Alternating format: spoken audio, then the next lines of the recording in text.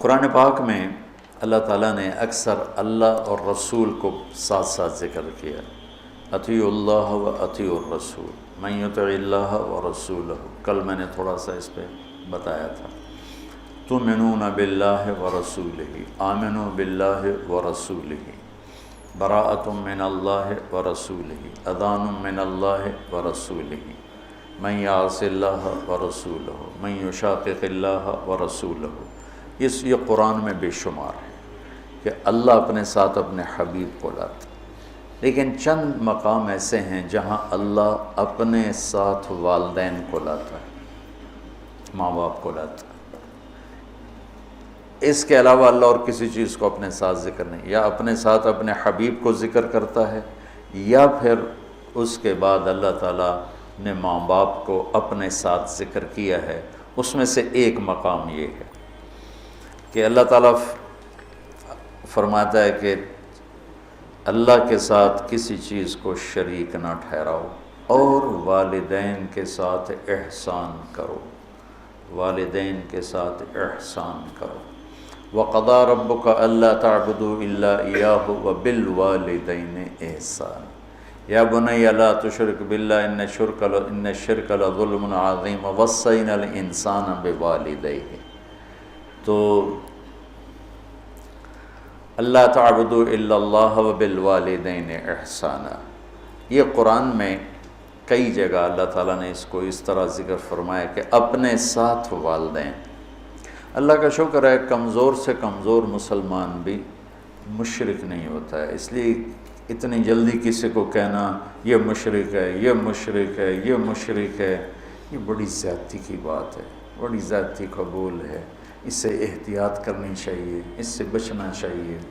اللہ کے فضل سے مسلمان کے دل میں توحید ہے، وہ جہالت کی وجہ سے کوئی کچھ بول رہا ہوتا ہے، کوئی کچھ بول رہا ہوتا ہے، اس پر اس کو کافر قرار دے دینا، مشرک قرار دے دینا، یہ اتنا آسان نہیں ہے۔ تو میرا ملک تو ویسے ہی ٹکٹک کے کفر کے فتوے مل رہے ہیں، جتنے مرضی کٹوا لو، جتنے مرضی لکھوا، جنہوں مرضی کافر قرار دے دو، جنہوں مرضی، ہر قسم کے لوگ ہوتے ہیں۔ تو اللہ تعالیٰ ارشاد فرما رہے ہیں کہ ایک تو میری ذات میں شریک نہ ٹھہراؤ، یہ حرام ہے، اور دوسرا کیا ہے؟ بالوالدین احسان۔ احسان کا کیا مطلب ہے؟ کسی کام کو اس کی سب سے عالی شان خوبصورت شکل میں ادا کرنا، اس کو احسان کہتے ہیں۔ ہمارے اردو میں احسان کا مطلب ہے کسی کے ساتھ کوئی بھلا کر دینا، بغیر کسی معاوضے کے کسی کے کوئی ایسی مدد کر دینا، اس کو احسان کہتے ہیں۔ وہ بھی ہے، وہ بھی اس میں شامل ہے، لیکن عربی میں احسان ہے مل احسان ان تعبد اللہ کأنک تراہ فإن لم تکن تراہ فإنہ یراک۔ احسان کیا ہے؟ کسی جو کام بھی کرے، اچھائی کا، بھلائی کا جو کام بھی کرے، اس کو اعلیٰ درجے پر کرنے کا نام ہے احسان۔ تو اللہ تعالیٰ یہاں ارشاد فرما رہا ہے کہ والدین کے ساتھ احسان۔ اچھا ایک اس پہ ذرا غور کریں، اللہ تعالیٰ فرما رہا ہے آؤ میں تمہیں بتاؤں کہ حرام کیا ہے، ٹھیک ہے؟ کہتا ہے شرک نہیں کرنا ہے تو حرام ہے، اور والدین کے ساتھ احسان، یہ حرام کے نیچے کیسے آ گیا؟ کافی دیر میں اس کو سوچتا تھا کہ یہ ادھر تو اللہ کہہ رہا تعالوا اتل ما حرم علیکم ربکم، آؤ میں تمہیں بتاؤں کہ حرام کیا ہے، اللہ تشرکوا بہ شیئا، شرک نہ کرو، ٹھیک سمجھ آ گئی، وبالوالدین احسانا۔ اس کو پچھلے جملے سے یا تو نکالیں، یہ نیا جملہ ہے، اس کے نیچے لائیں تو پھر کیا مطلب ہے کہ پیچھے تو اللہ شروع کر رہا ہے، تو میں بتاتا ہوں حرام کیا چیز ہے، شرک، ٹھیک، اور والدین کے ساتھ احسان۔ تو اگر ہم ظاہری نظر سے دیکھیں اور غور نہ کریں تو یوں لگتا ہے جیسے والدین کے ساتھ احسان بھی حرام ہے۔ میری بات سمجھ میں آئی ہے نا؟ ایسا ٹھیک ہے؟ ہاں، یہاں اللہ تعالیٰ بڑی عجیب طریقے سے ماں باپ کی عظمت کو بتا رہے ہیں کہ ماں باپ کے ساتھ صرف احسان ہی مطلوب ہے، اس سے نیچے جو ہوگا وہ حرام ہوگا، حرام سے نہیں نکل سکو گے۔ اللہ نے ماں باپ کا حق اپنے بعد رکھا ہے، لا تقل لهما اف، جس کو ہم کہتے ہیں بیزاری سے ماں کو کہہ دیا باپ کو کہہ دیا اتنا بھی اللہ تعالیٰ فرما رہا ہے کہ اتنے کی بھی ہم گنجائش نہیں دیں گے ماں باپ کے سامنے۔ میرے نبی نے فرمایا میری ماں ہوتی اور میں عشاء کی نماز کے مصلی پہ کھڑا ہوتا اور سورۃ فاتحہ پڑھ رہا ہوتا اور میری ماں مجھے کہتی محمد، تو میں ماں کی خاطر نماز توڑ دیتا۔ جریج نے نماز نہ توڑی ماں کی پکار پر، اللہ کے نبی کا فرمانا اگر وہ عالم ہوتا تو نماز توڑ دے، وہ عابد تھا وہ نماز توڑ دیتا، اگر وہ عالم ہوتا تو وہ نماز توڑ دیتا، وہ نفل نماز تھی۔ تو اللہ تعالیٰ وَقَضَىٰ رَبُّكَ أَلَّا تَعْبُدُوا إِلَّا إِيَّاهُ وَبِالْوَالِدَيْنِ إِحْسَانًا، کہ تیرے رب کا فرمان ہے، تیرے رب کا اعلان ہے کہ بندگی صرف اللہ کی ہے اور احسان ہے والدین کے ساتھ۔ تو یہاں یہ ایک خوبصورت انداز میں تاکید کی انتہا ہے کہ احسان سے نیچے جو ہوگا وہ اسی حرام میں آئے گا، احسان سے بھی کوئی اوپر کی بات ہے تو وہ کر کے دکھا، وہ کر کے دکھا۔ جو ابو ہریرہ رضی اللہ تعالیٰ عنہ کی نے مسجد میں جہاد کی ترغیب سنی تو آ کے ہتھیار اٹھانے لگے۔ ماں نے پوچھا کہاں جا رہے ہو؟ کہا میں جہاد پہ جا رہا ہوں۔ تو کہنے لگی میں تو اکیلی ہوں، میرا پیچھے کیا بنے گا؟ کہا یہ نہیں مجھے پتا، بس میں جا رہا ہوں۔ تو انہوں نے بہت محنت کی، وہ مانے نہیں۔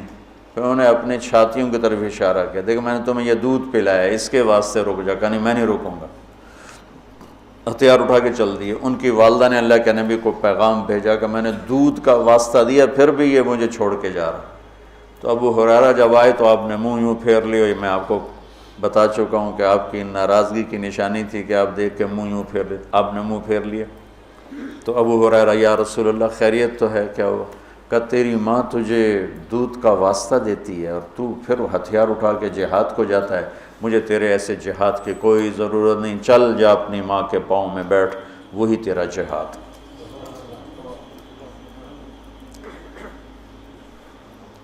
کلاب بن امیہ جہاد میں چلے گئے، والدین دونوں بوڑھے تھے۔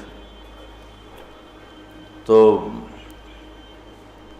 امیہ کو جب بتائے بھی نہیں والدین کو، تو امیہ کو پتہ چلا تو انہوں نے شعر کہا اذا دعت الحمامۃ ساق حر الی بیضاتها دعوا کلابا ترکت اباک مرعشۃ یداہ وامک لا تسیغ لها شرابا، کہ تو نے ماں باپ کو اس حال میں چھوڑا ہے کہ ایک کا نوالا اپنے ہاتھوں سے منہ پہ نہیں جاتا اور ایک اپنی طاقت سے اٹھ نہیں سکتا، تو اس حال میں چھوڑ کے تو کہاں چلا گیا؟ حضرت عمر کو پتہ چلا اشعار کا، تو انہوں نے فرمایا کلاب کدھر ہے؟ کہا جی وہ جہاد میں فلاں محاذ پر، کا بلاؤ اسے۔ تو انہیں بلایا گیا، اور جب وہ مسجد میں آئے، کہاں گئے تھے؟ چوری کرنے، ڈاکہ ڈالنے؟ کہاں گئے تھے؟ بولو۔ مسجد میں آیا تو حضرت عمر کھڑے ہو گئے، کوڑا اٹھا کے مار مار مار، کوڑا مارے، اچھا یہ کون سا جہاد ہے بوڑھے ماں باپ کو چھوڑ کر؟ پھر ایک لگائیں ٹھو، یہ کون سا جہاد ہے بوڑھے ماں باپ کو چھوڑ کر؟ اتنا مارا کہ اس کے سر سے خون نکلنے لگا کہ یہ کون سا جہاد ہے بوڑھے ماں باپ کو چھوڑ کر؟ تو پھر فرمایا جب تک تیرے والدین زندہ تجھے مدینہ سے نکلنے کی اجازت نہیں۔ میرے نبی نے بتایا تھا نا قیامت کی نشانیوں میں سے ادنا صدیقہ و اقصی اباہ، کہ لوگ دوست کو گلے لگائیں گے، باپ کو دھکے دیں گے، باپ کو دھکے دیں گے، دوست کو گلے لگائیں گے، والدین اولاد سے ڈریں گے۔ اطاع الرجل زوجتہ وعق امہ، بیویوں کی خاطر ماؤں کو ذلیل کریں گے۔ تو اس کو کم ان تلد الامۃ ربتھا، بیٹیاں ماؤں سے نوکرانیوں جیسا سلوک کریں گی۔ پرانی بات ہے، میں ایک ماں بیٹی کو دیکھ رہا تھا، بیٹی ماں سے کہہ رہی تھی، بیٹی ماں سے کہہ رہی تھی بھوک نہیں بھوک نہیں، ہمارے علاقے کی بات، اور اس کی ماں کے موٹے موٹے آنسو گر رہے تھے، بالکل خاموش، وہ حیران پریشان بھی، جس کو میں نے پیٹ سے جنم دیا آج وہ مجھے کہہ رہی ہے بھوک نہیں۔ تو یہ عام ہے، کہ آج کل کی پڑھی لکھی نسل انہیں نہیں پتہ باپ کسے کہتے ہیں اور ماں کسے کہتے ہیں۔ کوئی ماں باپ کا بھی ہے کہ وہ اولاد کو اس طرح لے کے نہیں چلتی جیسے چلنا چاہیے۔ پہلا قصور تو ماں باپ کا جو 3 سال کے بچے کو اسکول ڈالتے ہیں۔ محبت کی رسیوں کو کاٹنے والے والدین ہیں، محبت کی جڑوں کو اکھاڑنے والے والدین ہیں جو 3 سال کے بچے کو اسکول ڈال دیتے ہیں اور ماں کی گود سے محروم کر دیتے ہیں، اور وہ بچہ جتنے گھنٹے وہاں رہتا ہے اس کے اندر ایک لاوا پکتا رہا۔ چونکہ میں ہاسٹل لائف گزار چکا ہوں، مجھے اس کا خود ذاتی تجربہ ہے۔